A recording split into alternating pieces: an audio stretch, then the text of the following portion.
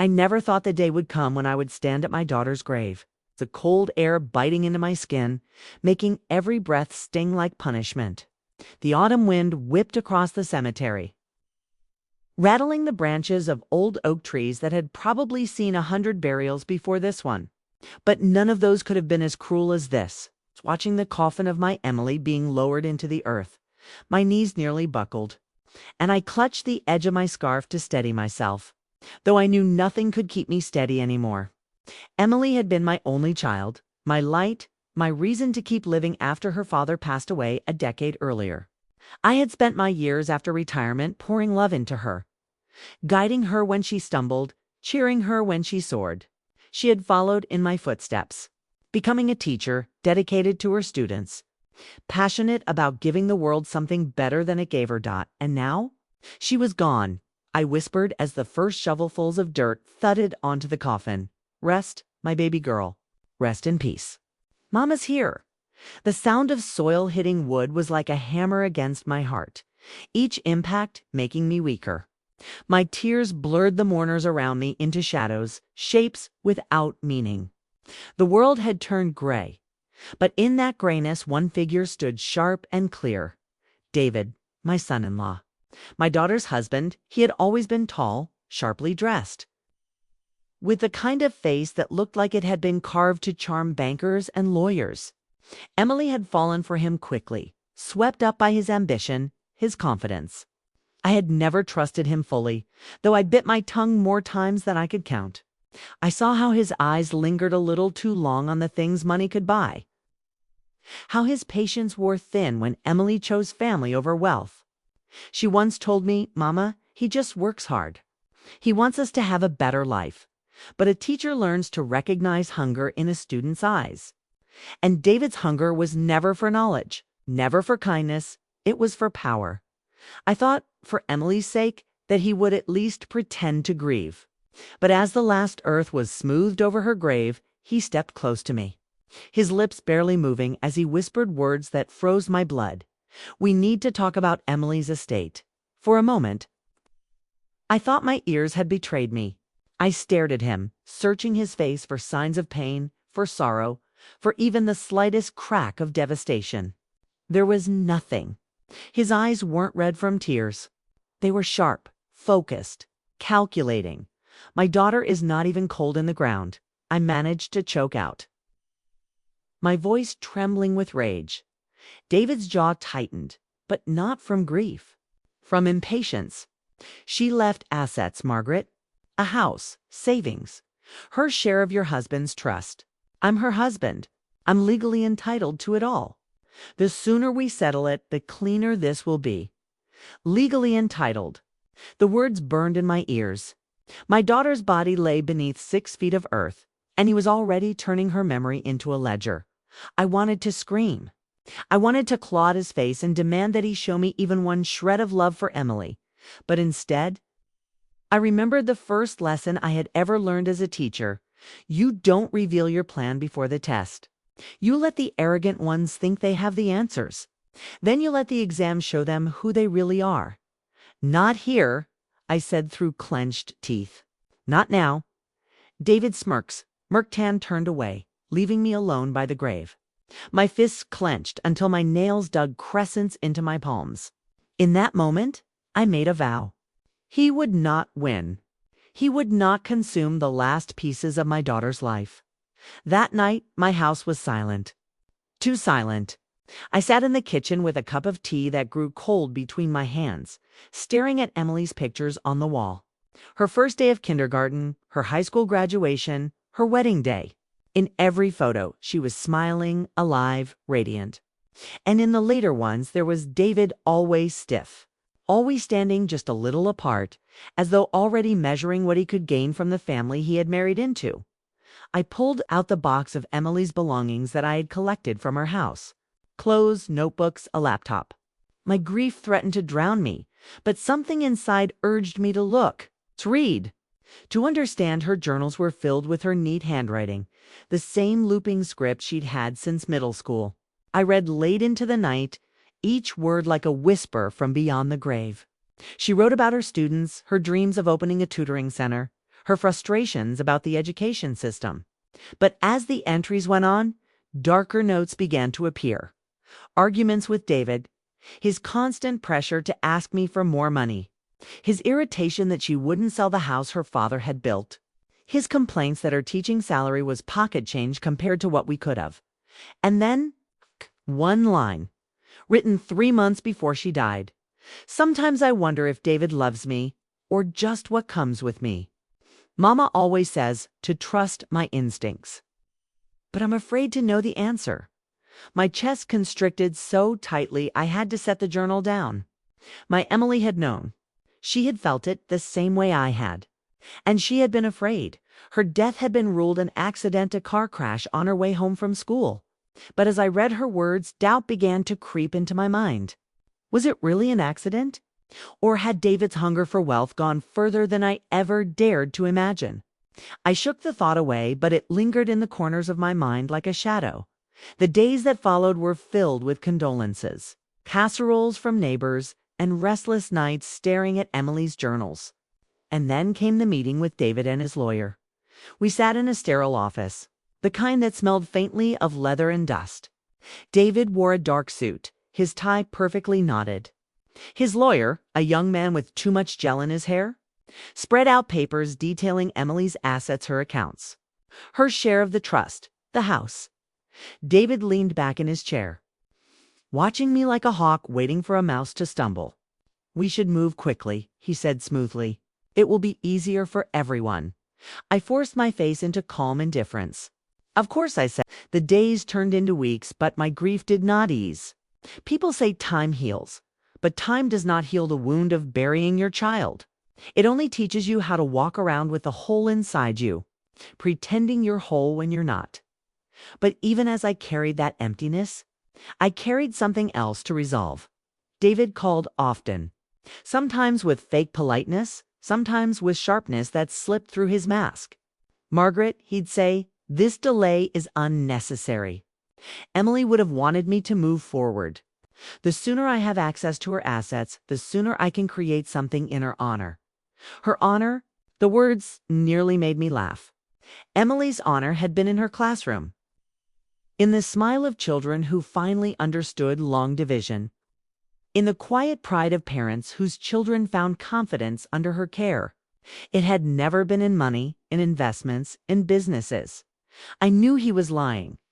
But lies only work when there's no one to challenge them. So, Sky began to collect. I started with the practical things: a copy of her death certificate, her bank statements, her insurance policies. David thought he controlled everything, but I was her mother. Emily had trusted me with spare keys, with account details she'd never told him. She once said, "Mama, you're the only one I trust with everything." That trust became my weapon. The numbers didn't lie. David had drained their joint account within weeks of her death. Thousands of dollars spent on dinners, clubs, expensive suits. Not a single receipt showed a memorial or tribute for Emily. Then came the neighbors. One afternoon, I visited Mrs. Clark, the woman who lived next door to Emily's house. She was kind with a sharp memory despite her age. When I gently asked her about David, her face clouded. "I don't like to speak ill of the living," she said softly. "But I saw things, heard things. He'd come home late, sometimes drunk. They argued in the driveway more than once. Emily was crying the night before. Before the accident, my throat tightened. Crying? Mrs. Clark nodded. I almost went over, but I thought it wasn't my place. I thanked her, holding my composure until I got home, where I broke down alone. My daughter had cried the night before she died, and I had not been there to hold her. The guilt was a heavy stone in my chest, still. I pushed forward. I reached out to one of Emily's colleagues, a fellow teacher named Sarah. She hesitated at first, but when I told her what I'd learned, her words poured out. "Emily told me she felt trapped," Sarah said. "She said David was pressuring her to ask you for money. She didn't want to disappoint you, but she also didn't want to fight with him. She was so torn, Margaret. I told her she had to put her foot down, but..." Her voice cracked. She wanted to believe he would change. I hung up the phone and sat in silence. Emily had been fighting alone, and I hadn't seen it. I was supposed to be her protector, but grief has a cruel way of making you believe you failed. But I would not fail now. The real challenge was proving it. Without evidence, David could charm his way into anything. The law was often kinder to men like him, smooth talkers with sharp suits. But I had something stronger than charm. I had patience. And I had nothing left to lose. The turning point came one rainy evening when David showed up at my house uninvited. His hair was slicked back, his cologne strong enough to choke me. His smile too polished. "Double quotes, Margaret," he said, stepping inside without waiting for permission. "I've been patient. But this delay is becoming intolerable. The trust, the house, it should all transfer to me. Emily's wishes are clear." I raised an eyebrow. Her wishes? Yes.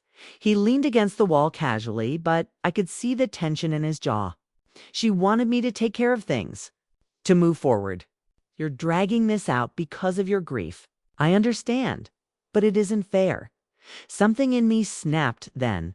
For weeks, I had played quiet, gathering, waiting. But his arrogance pushed me over the edge. "You dare speak of fair?" My voice rose, trembling but fierce. "You speak of her wishes." "I read her journals, David. I saw her words. She was afraid of you." For the first time, his mask slipped. His eyes darkened, his nostrils flared. "You don't know what you're talking about," he spat. "Oh, I do." I stepped closer, so close I could see the pulse in his neck. "She wrote that she felt like she was sleeping beside a stranger. She told her friend you were pressuring her for money. She cried the night before she died. Do you call that love, David?" He froze just for a second, and in that second I saw it. The crack. "You can't prove anything," he finally muttered, straightening his tie. "Whatever nonsense she wrote in a diary means nothing in court. The law is on my side.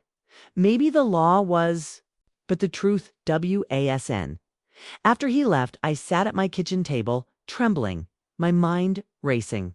He was right about one thing: I couldn't prove anything. Not yet, but I didn't need to rush. Teachers know that the real test isn't on the first day. It comes when the student least expects it. So I began setting my own test. I contacted an old student of mine, Michael, who had grown into a fine young man and now worked as a journalist. When I told him what was happening, his voice was steady. "Margaret, if what you're saying is true, we can expose him. But we'll need evidence. Real evidence." I smiled through my tears. "Then let's gather it." Together, we started piecing the puzzle. Michael taught me how to record conversations, how to preserve financial records, how to trace sudden changes in spending. David was reckless. His hunger made him sloppy. Within a month, we had recordings of him demanding money, belittling Emily's memory, even hinting at accidents that could make things easier. The more evidence we collected, the more I realized my daughter's death might not have been chance. The thought chilled me to the bone, but it also strengthened my resolve. I had spent my life teaching children to stand up for themselves, to recognize bullies and fight back with courage. Now, in my twilight years, I had to take my own lesson.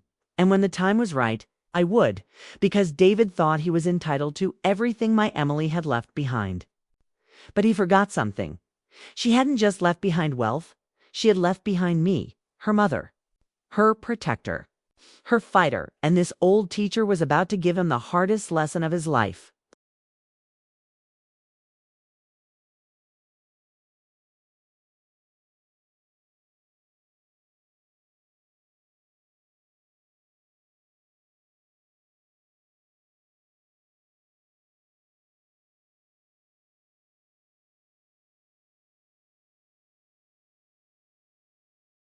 The night I decided it was time, the air outside was heavy with rain. I remember sitting by the window of my modest living room, the soft tick-tick of water dripping from the gutter marking each second. Grief was still my shadow, but resolve burned stronger than fear now. David thought he was hunting me, pressuring me, circling like a wolf who smelled weakness. But he had underestimated something important. I had been a teacher for 4 decades. My whole life had been about strategy, reading faces, setting lessons. watching for that exact moment when a student either rose to the challenge or exposed themselves, and David was about to expose himself. I set the bait. Carefully, a week earlier, I had told him casually, over the phone, that I was finally considering his request. My voice trembled just enough to make it believable. I spoke like a tired, broken woman ready to give in. I even mentioned that I had found some of Emily's documents and thought we could discuss them privately. What I didn't mention was that Michael, my former student turned journalist, had arranged everything. 2 hidden cameras in the room, a microphone beneath the coffee table. He assured me the recordings would stand up in court, and, if not, they would stand in the court of public opinion. So, on that evening, David walked into my house with his usual smug stride. He wore another one of his sleek suits, his watch gleaming under the warm lamplight. He smiled too wide, his teeth like a predator's grin. "Margaret," he said smoothly, "I knew you'd come around eventually." I offered him tea, my hands steady despite the storm inside me. "It wasn't easy," I said softly. "Emily's things. They still haunt me. But I think you deserve to handle them." As her husband, he leaned back in his chair, smirking. Finally, some sense. She would have wanted this. I let silence stretch just long enough for him to get comfortable. Then I placed a folder on the table. Inside were fake documents. Michael had helped me prepare papers, suggesting Emily had been worth far more than David realized. Millions more. His eyes widened and I saw the greed flicker bright. This changes everything," he whispered, his fingers twitching against the pages. "You should have told me sooner." "That's why I wanted to talk," I said, lowering my voice. "But I need to know something, David, before I hand anything over." He frowned, suspicion clouding his features. "What?" I met his gaze, calm and unwavering. "What really happened the night Emily died?" The question hung in the air like thunder. He tried to laugh it off at first, leaning back, feigning offense. "What are you implying?" But I didn't move. Didn't blink. And then, as so many arrogant men do, he talked too much. "She was reckless," he snapped. "She wouldn't listen. I told her that night we needed money. Told her she had to convince you. But no, she was too stubborn. She stormed out, got in the car, and he stopped suddenly, realizing too late the trap he had sprung. The silence that followed was deafening. My heart pounded, but my face remained calm. "So you argued," I said softly. "She cried. She left upset. And you let her drive?" He shifted, his composure cracking. "It's not my fault she not your fault." I cut in sharply, my teacher's voice booming through the room. "You bullied her, David. You pushed her until she broke. And now you sit here drooling over her money like a vulture." His face twisted with anger. "You can't prove anything. No one will believe a bitter old woman over me." That's when Michael stepped out from the kitchen doorway. Camera still recording, his voice calm but firm. "Actually, David, the whole world will." David's face went pale. He looked between us, realization dawning. For the first time, his confidence faltered. I leaned forward, my voice low but deadly. "Lesson 1. David, underestimating your teacher is always a mistake." He lunged then, slamming his fists on the table, but Michael was ready. Within minutes, the police were at my door. Michael had tipped them off earlier. They took David away, sputtering threats and denials. But the evidence was clear. The recordings, the financial documents, the witnesses, all of it painted a picture no court could ignore. When the door shut behind him, felt the first true breath of relief since Emily's death. Tears streamed down my cheeks, but they weren't only grief anymore. They were triumph. The weeks that followed were a whirlwind. The story hit the papers. Teacher outsmarts son-in-law in high-stakes betrayal. People called me brave, clever, even heroic. But I didn't feel like a hero. I felt like a mother who had simply done what mothers do, protect their children. Even after death, David's assets were frozen, his reputation destroyed. Justice, slow but certain, had caught up to him and me. For the first time in a long time, I had peace. But I also had purpose. Emily's memory deserved more than just a courtroom victory. With the money she had left behind safely in my hands, now I founded a scholarship in her name. The Emily Rose Foundation, I called it, to help young teachers and struggling students. It was everything she had lived for, everything she had loved. One evening, as I stood in front of the first group of scholarship recipients, bright-eyed young women and men, nervous and excited, I felt Emily beside me. I could almost hear her laugh, her gentle encouragement. And I spoke to them the way I used to speak to my students. Life will hand you trials. People will betray you. Sometimes even those closest to you will try to take everything from you. The day after David's arrest, I woke up in my house for the first time without fear. The morning sunlight streamed through the curtains, golden and soft, as if the world itself had shifted. I made myself a cup of coffee, strong the way Emily used to brew it, and sat at the kitchen table. For years, I had sat in that same spot, weighed down by grief, by silence, by the ghost of what had been taken from me. But that morning, the silence felt different. It wasn't heavy anymore. It was clean still. Victory didn't mean the absence of pain. Grief doesn't disappear when justice arrives. I still ached for Emily every moment. I still reached for the phone sometimes, about to call her, forgetting she was gone. But now grief was no longer shackled to helplessness. Now it had a companion, purpose. The court case was long and messy, but David had nowhere to hide. The recordings Michael and I had gathered showed his greed, his manipulation, his carelessness with Emily's heart. His financial fraud was uncovered, his secrets laid bare. He went from sitting in boardrooms with his smug grin to sitting in a cold courtroom with handcuffs. When the sentence was finally handed down, 15 years. Without parole, didn't smile. Justice isn't something you smile over. But I did breathe. A long, steady breath that felt like it came from somewhere deep in my soul. The world began to look at me differently. Journalists called me the retired teacher who outsmarted her son-in-law. Neighbors who once looked at me with pity now looked at me with admiration. Strangers sent letters, mothers, women who had been pushed aside and silenced. Telling me my story gave them hope. But I wasn't done. Emily had been a teacher too, following in my footsteps. She had loved her students fiercely, often buying them books out of her own pocket. She once told me, "Mom, if I ever have money, I want to make sure kids who can't afford schools still get a chance." That memory was the seed of the Emily Rose Foundation. I used part of her estate to start it, but I poured my heart into growing it. Michael helped me with the publicity, and soon donors came forward, former students of mine, teachers who believed in Emily's dream. Even women I met at community centers who wanted to help. The foundation started small. Scholarships for underprivileged kids, grants for young teachers who couldn't afford resources, after-school programs for struggling families. But within a year, it bloomed into something far larger than I could have imagined. I found myself standing on stages, speaking to rooms full of people. Me, the woman who once thought her voice would break under the weight of sorrow.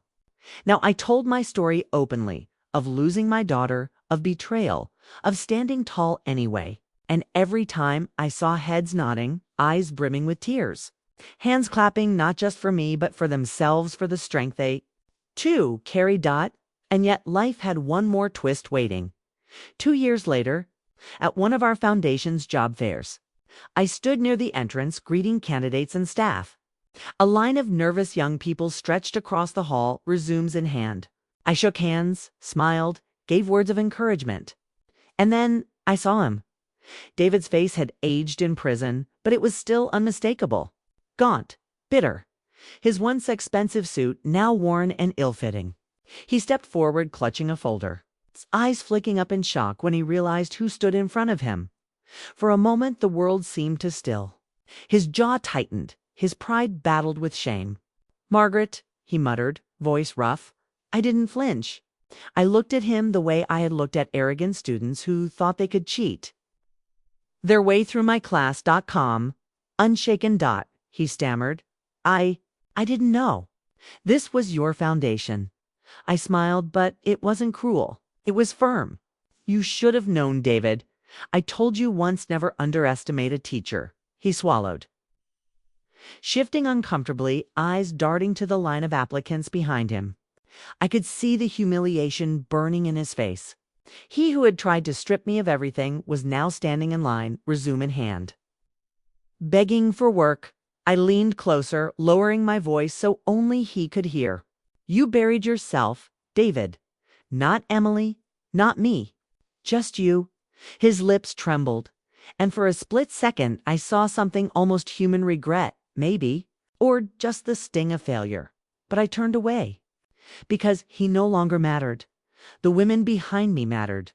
The students mattered. The foundation mattered. Emily's dream mattered. That day, I walked onto the stage as the keynote speaker.